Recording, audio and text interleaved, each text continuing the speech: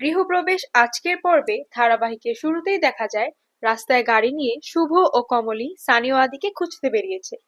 এই সময় সুমিত বলে জায়গাটা মোটেও সেফ নয়, এখান থেকে তাদের চলে যাওয়াই ভালো।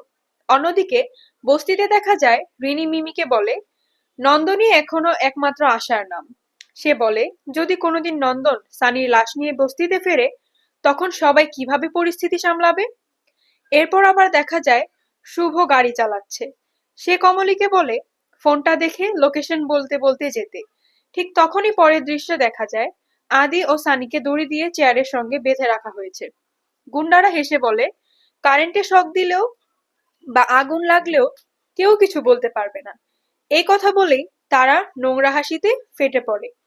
অন্যদিকে গুরুদেব তার শিষ্যদের নিয়ে বলে বস্তির লোকেরাই শুভকে তার হাতে তুলে দেবে।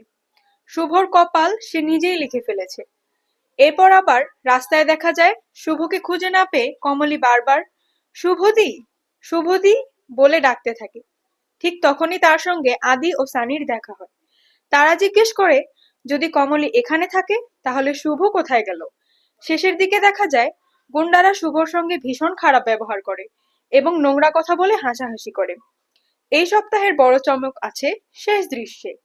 রাধারানী রায় বরম ডালা হাতে নিয়ে এসে বলে তার ঘরের লক্ষ্মী আবার নতুন করে গৃহপ্রবেশ করবে। নিয়মিত বেঙ্গলি সিরিয়াল আপডেট ও এপিসোড রিভিউ পেতে রূপ ডেইলি আপডেট চ্যানেলটিতে সাবস্ক্রাইব করুন।